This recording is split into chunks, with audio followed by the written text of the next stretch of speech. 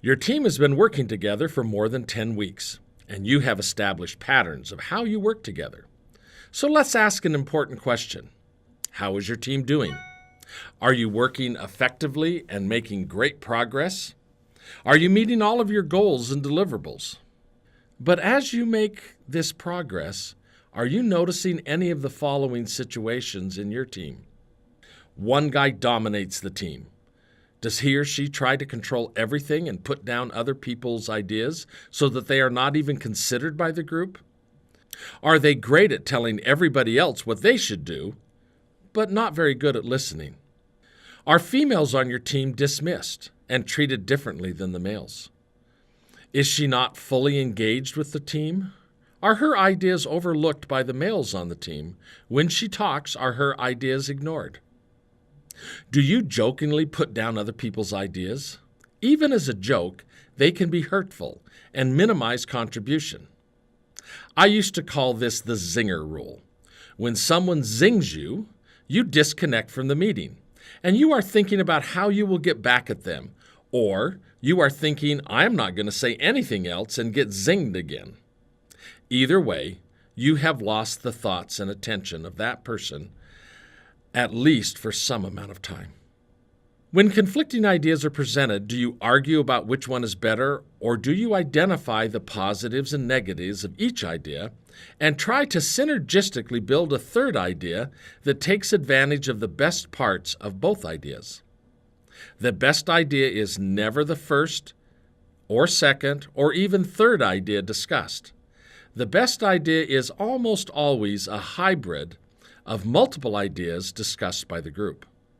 Does your team value the contribution of all team members? Let's look at this story to see the impact of valuing everyone's ideas. A Korean student came to my office about mid-semester. He didn't feel connected to his team and doesn't feel like he is contributing to the team. The results of his 360 survey tell him that he isn't a valuable part of the team. He and I discussed how this happened. In the first meeting, everyone is throwing out all sorts of ideas without any basis for the ideas. In Korea, this would be considered crazy. The Korean student stays quiet. He doesn't know what to say. I explained to the Korean student that he does his homework before saying his idea. That is his culture. When he tries to start expressing his ideas, his language is a barrier. And because he hasn't spoken in the past meetings, the other students don't listen to him now. Because of these experiences, the other team members aren't trusting this Korean student or valuing his ideas. What could be the solution? I suggest he bring the 360 surveys to the next team meeting and explain the cultural differences and ask the team to allow him to help the team build trust in him while he tries to express his ideas like an American.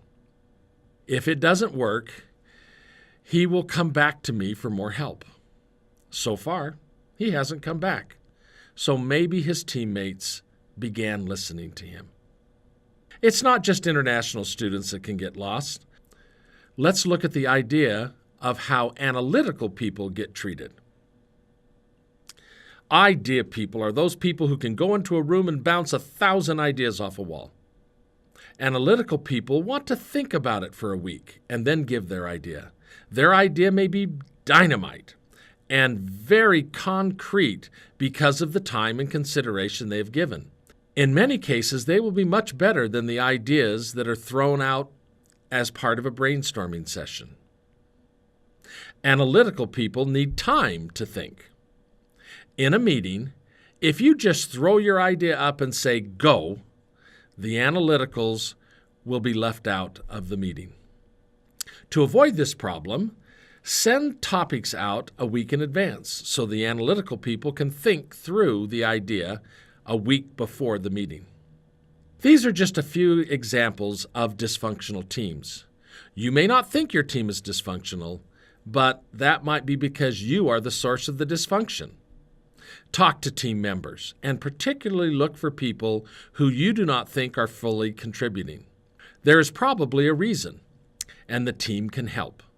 Remember, Even in a big, happy family, there may be members of the family that from time to time are not feeling all that happy, even if the rest of the group is happy. Are you experiencing any of these issues in your team?